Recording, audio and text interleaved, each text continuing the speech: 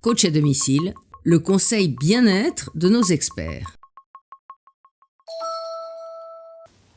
Bonjour, je m'appelle Élodie Mielzarek, je suis sémiologue et je viens de sortir un ouvrage, La stratégie du caméléon, qui parle d'une question en particulier, les cons et les connes. Alors voilà, comment les gérer, c'est assez intéressant. Et en fait, je me suis rendu compte que bien souvent, on se dit que c'est pas grave finalement d'être au contact des cons.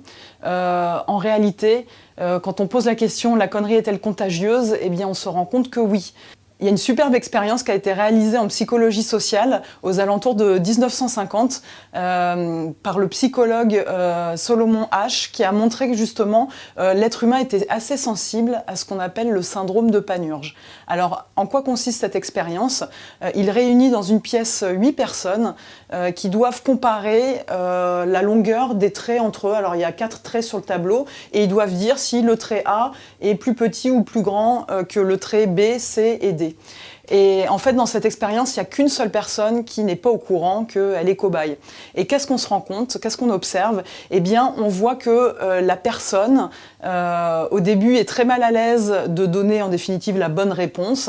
Et on se rend compte qu'au fur et à mesure de l'expérience, la pression sociale fait que la personne va se conformer aux réponses qu'elle a entendues précédemment. Donc à la fin, elle va vous dire « Ah bah oui, les traits sont de la même longueur », alors que c'est visuellement très impactant que les traits sont de différentes tailles. Donc ça, c'est très intéressant puisque ça montre que bah voilà, le syndrome de Panurge, c'est justement conforter sa pensée par rapport à ce qui a été dit précédemment. Ça, c'est une première partie de l'expérience qui est assez connue. La deuxième, qui est beaucoup moins connue, elle a été reproduite en 2005 par un groupe de chercheurs, mais cette fois sous IRM. Et qu'est-ce qu'ils ont observé? Alors, ils s'attendaient bien à ce qu'il y ait des zones spécifiques du cerveau qui s'activent, notamment les zones sociales liées à la gestion de conflits. Mais en définitive, c'est pas celle-ci qui s'est activée, c'est celle de la représentation spatiale. Et qu'est-ce que ça veut dire? Ça veut dire que à long terme, eh bien, c'est même votre cerveau qui vient modifier sa perception de la réalité.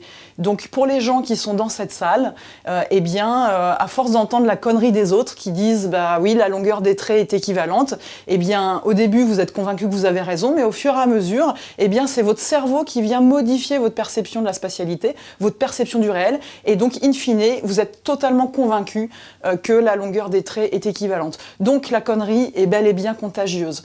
Et à mon sens, il y a 3 questions qui sont assez fondamentales et qu'il faut se poser.